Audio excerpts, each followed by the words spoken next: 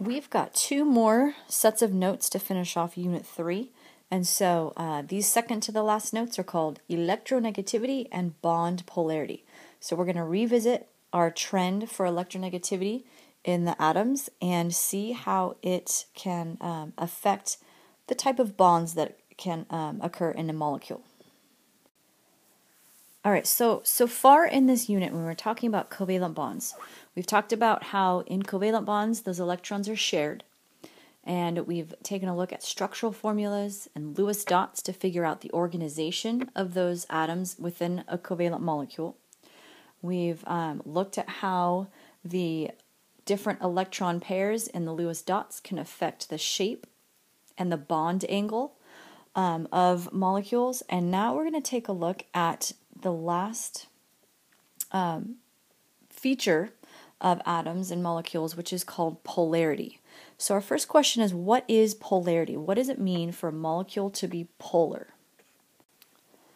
So polarity is when a molecule has what are called slight charges on its opposite ends.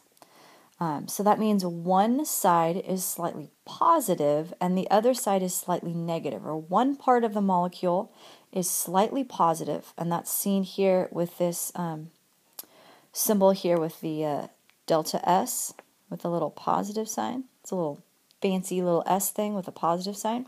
And the other part of the molecule is slightly negative, and we see that here in this boron trifluoride.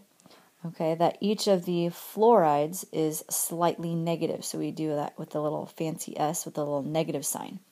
Now, remember, these are slight charges. Okay, so it's slightly positive and slightly negative. It's not full charges like we saw in ionic bonds. So it's just like a little tugging of electrons more to one atom than the other. And we're going to investigate that in these notes.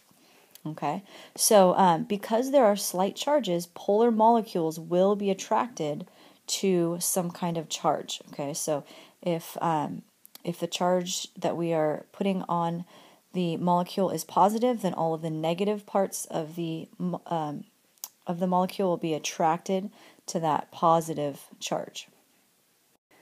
Okay, so our next question is, okay, so why are some molecules polar in the first place? All right, so the reason why some molecules are polar is because it's due to the difference in electronegativity between the atoms in a particular bond. Okay, so when two atoms bond, the difference in electronegativity is great enough so that one atom is going to pull on the electrons more than the other atom. So it's, in essence, they are being shared, but they're not being shared fairly. All right, so remember that electronegativity is the tendency of an atom to attract electrons to itself. So that means atoms with high electronegativity, okay? So if we look on the chart down here, the ones with high electronegativity are between, the values of 3 and 4. So these guys over here, the ones with high electronegativity are going to pull harder on the electrons within the bond, and so they become slightly negative in charge. Okay, remember that little delta with a little negative sign, slightly negative. Now, atoms that have low electronegativity, okay, so they're not going to pull as hard, or not going to attract the electrons to itself very much. These ones are, basically all the metal atoms, hydrogen included. They have low electronegativity, so they do not pull as hard, and so they become slightly positive in a bond. So we denote them as the little delta with the positive sign. So it's this difference in electronegativity that sets up the polarity of molecules, okay, to see if one side, is pulling harder on electrons than another side. And so if that's the case, then we're going to have attraction to charges, and we're going to have molecules sticking together a lot easier than if there is no charge at all. All right, so for our third question, we're going to take a look at some properties of these polar molecules. All right, so polar molecules have slight charges on their opposite ends because the electrons between the atoms are being shared, but they are not being shared equally. So let's take a look at an example. All right, so our example is HCl. All right, it is a polar molecule. We can see here that it's made of hydrogen and a chlorine hooked together. And if we take a look at the electronegativities of both hydrogen and chlorine, we can see that chlorine has a bigger electronegativity than hydrogen. All right, because on this scale, the further you get down to the darker blue, the more electronegativity. So chlorine is going to have a higher electronegativity. So what that means is that it pulls more on the electrons in the bond, making it a slightly negative charge. Okay? Whereas hydrogen doesn't pull as much, so it gets a slightly positive charge. All right, so again, here we have it written down that chlorine has a higher electronegativity, so it pulls more on the electrons, making it a slightly negative charge, whereas the hydrogen is going to have a lower electronegativity, okay, so it can't pull as hard, and so it becomes a slightly positive charge on that end of the molecule. So it sets up a polarity where the one side is slightly positive and the other side is slightly negative. Now, one way that we can represent that is with this arrow. Okay, you can see that the arrow has basically a positive charge on one end, and it shows and it points to the atom that has higher electronegativity. So it points to the atom that pulls stronger on the electrons. So basically, if you think about a tug of war happening between the electrons in this covalent bond, it's the arrow is going to point toward who's winning. All right, so who is pulling harder. So to finish up this third question, properties of polar molecules, we just have two more things. Just a reminder that, remember, the charges in polar covalent molecules are only slight.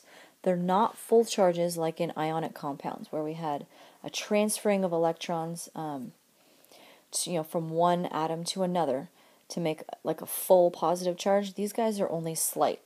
And then another property is that polar molecules are also called dipoles. So polar molecules and dipoles mean the same thing. So if you see, this molecule is a dipole, it basically means that it's a polar molecule. It is held together by a polar covalent bond where those electrons are shared, but they're not shared equally. One atom is pulling harder than the other atom. All right, our fourth question just looks very briefly at nonpolar molecules. So we have some molecules that can be polar, that have slight charges, and then we can have other molecules that are not polar at all. So let's take a look at the nonpolar molecules. So nonpolar molecules are molecules that do not have slight charges on their ends. So what that means is that their electronegativity difference is very low, so that the electrons within the bonds of between the two atoms are shared equally.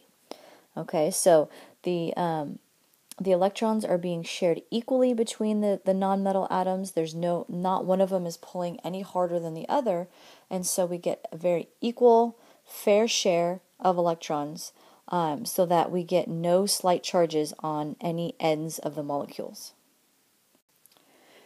All right, the last question in these notes is about electronegativity and bond type. We can use the electronegativity values of different atoms to figure out what type of bond they will make if they hook up. So let's take a look and see how it works.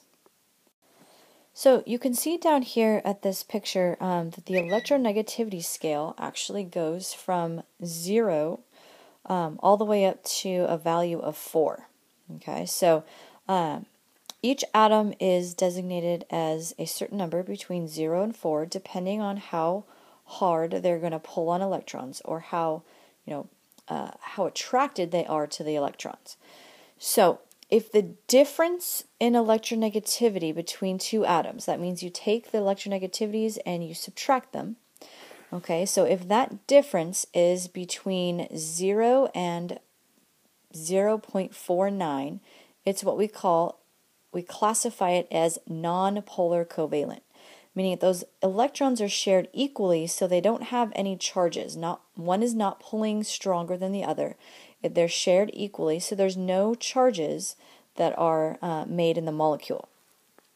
Now, if the difference between the electronegativities is 0.5 to 2.1, okay, then is what we classify as being polar covalent, meaning that those electrons are not shared equally. So we end up with slightly positive and slightly negative ends because we have one electron that is pulling, or I'm sorry, one atom that is pulling on those electrons a lot harder than the other atom. Now, finally, last but not least, we have we can have an electronegativity difference greater than 2.1. So if it's 2.5, 3.0, then it's what we classify as the ionic bond that we studied earlier in this unit.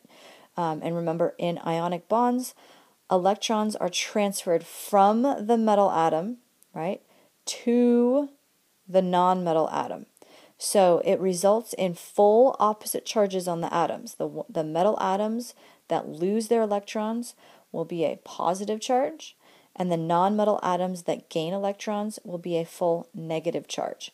So we get the opposite charges attracting to make an ionic bond. All right, so that's how we can use the electronegativity differences between atoms to figure out what type of bond they're actually going to make. All right, so finally we're going to take a look at some examples of bonds between atoms, and we're going to classify them as either nonpolar covalent, polar covalent, or ionic, depending on, again, their difference in electronegativities. So the first one that we're going to start off with is a bond between carbon and oxygen. Okay, so we're not talking about a full molecule right now. We're just talking about if carbon and oxygen were to hook up, what type of bond would they make? So if we take a look at their electronegativity values, we'll see that oxygen has a value of 3.5 and carbon has a value of 2.5. So if we take the difference, 3.5 minus 2.5, we get a difference of 1.0. So on our electronegativity scale, that's going to put us at a polar covalent bond. All right, so a polar covalent bond can always be represented with slightly positive and slightly negative ends. So if we take a look, it's oxygen that's going to be pulling harder. So oxygen will have the slightly negative end, and that means carbon has the slightly positive end.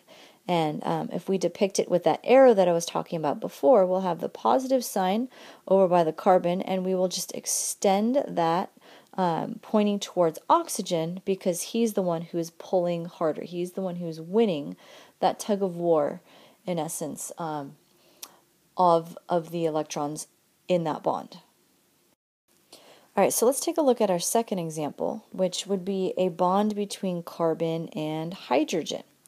Okay, so again, if we take a look at the electronegativity differences between carbon, which is 2.5, okay, and hydrogen over here, which is 2.1, all right, we're going to get a difference of 0.4, which means that the carbon-hydrogen bond is a non-polar covalent bond.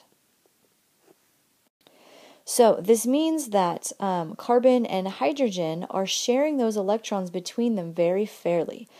One of them is not pulling any harder than the other. So we're not going to have any slight negative or positive ends, and we're not going to have an arrow to point to who's winning because nobody's winning. They are sharing very fairly. Okay, last but not least, we're going to take a look at the bond between a lithium and a fluorine atom.